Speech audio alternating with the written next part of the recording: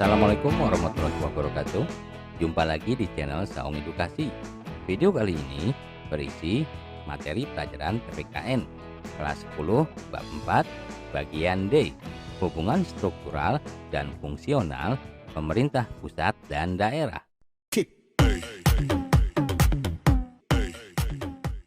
Bagi yang baru gabung, jangan lupa untuk klik like, share, dan subscribe karena Saung Edukasi tidak hanya berisi video pelajaran PPKN saja, tetapi ada banyak video edukasi lainnya.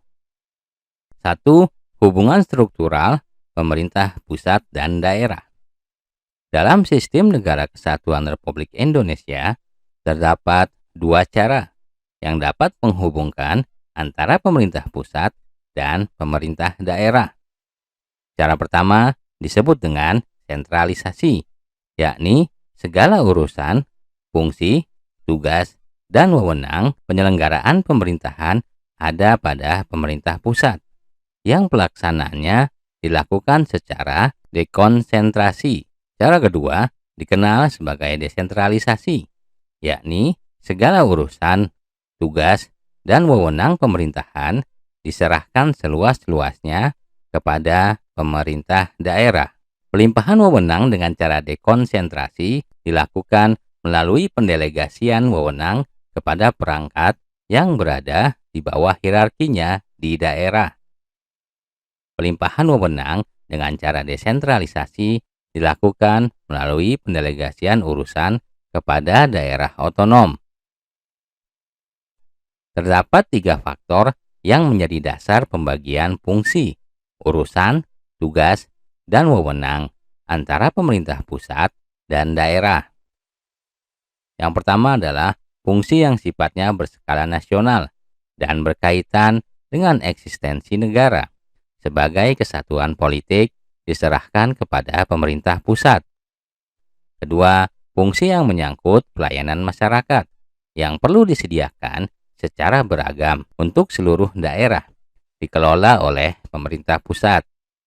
Ketiga, fungsi pelayanan yang bersifat lokal, melibatkan masyarakat luas dan tidak memerlukan tingkat pelayanan yang standar, dikelola oleh pemerintah daerah yang disesuaikan dengan kebutuhan serta kemampuan daerah masing-masing. Secara struktural, hubungan pemerintah pusat dan pemerintah daerah diatur dalam Peraturan Pemerintah Nomor 84 Tahun 2000.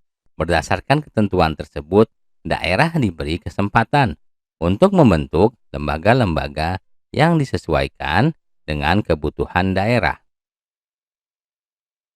2. Hubungan fungsional pemerintah pusat dan daerah.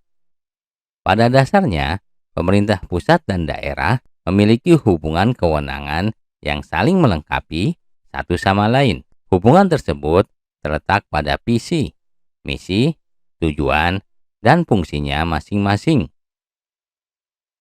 Visi dan misi kedua lembaga ini, baik di tingkat lokal maupun nasional, adalah melindungi serta memberi ruang kebebasan kepada daerah untuk mengolah dan mengurus rumah tangga sendiri berdasarkan kondisi dan kemampuan daerah. Adapun tujuannya adalah untuk melayani masyarakat secara adil dan merata dalam berbagai aspek kehidupan. Fungsi pemerintah pusat dan daerah adalah sebagai pelayan, pengatur, dan pemberdaya masyarakat. Hubungan wewenang antara pemerintah pusat dan pemerintah daerah provinsi, kabupaten, dan kota, atau antara provinsi dan kabupaten dan kota diatur dalam undang-undang dengan memperhatikan kekhususan dan keragaman daerah.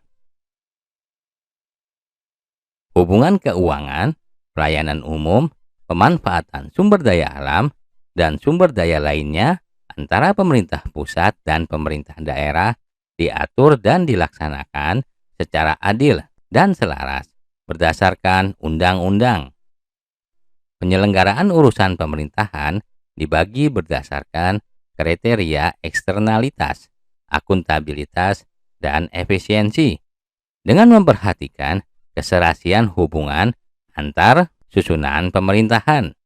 Urusan pemerintahan yang menjadi wewenang pemerintahan daerah yang diselenggarakan berdasarkan kriteria di atas terdiri atas urusan wajib dan urusan pilihan.